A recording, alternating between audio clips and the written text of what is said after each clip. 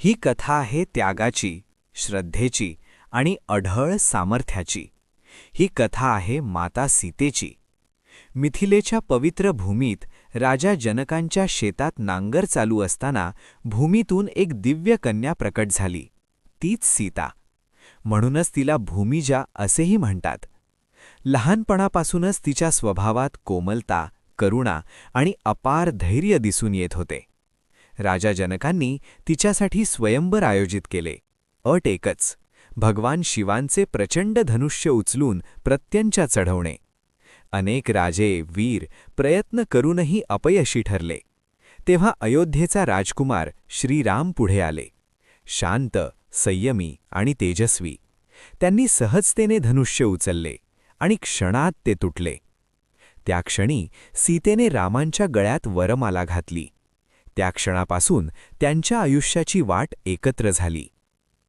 अयोध्येत सुखाचे दिवस सुरू झाले, पण नियतीला काही वेगळेच मान्य होते. रामांना वनवासाची शिक्षा मिळाली.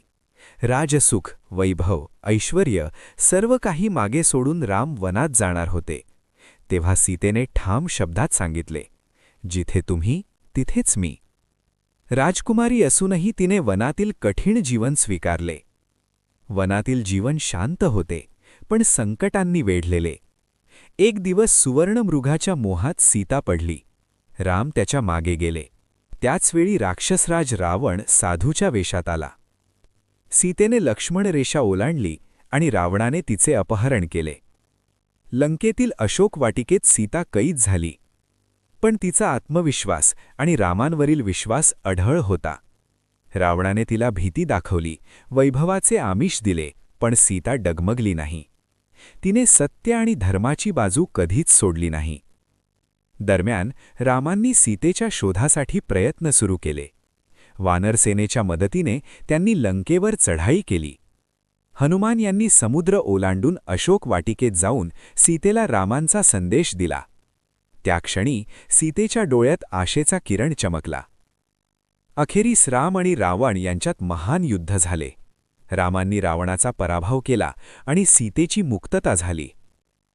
परंतु समाजाच्या शंकेला उत्तर देण्यासाठी सीतेला अग्निपरीक्षा द्यावी लागली. अग्निदेवाच्या साक्षीने ती शुद्ध सिद्ध झाली. तरीही तिच्या आयुष्याची परीक्षा संपली नव्हती. अयोध्येत परतल्यानंतरही लोकांच्या शंकांमुळे रामांनी सीतेला वनात सोडण्याचा कठोर निर्णय घेतला. त्यावेळी सीता गर्भवती होती. वाल्मिकी ऋषींच्या आश्रमात तिने लव आणि कुश यांना जन्म दिला. त्यांना संस्कार, शौर्य आणि धर्माचे शिक्षण दिले. वर्षांनंतर सत्य सर्वांसमोर आले. पण पुन्हा एकदा स्वतःच्या सन्मानासाठी सीतेने पृथ्वी मातेचा आश्रय घेतला.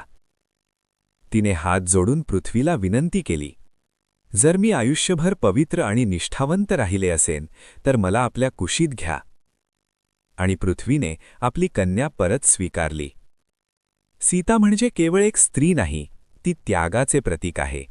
ती सामर्थ्य आहे, संयम आहे आणि निस्सीम प्रेमाची मूर्ती आहे. तिची कथा आपल्याला शिकवते, परिस्थिती कितीही कठीण असली तरी सत्य आणि धर्माची वाट कधीही सोडू नये. ही होती माता सीतेची अमर कथा.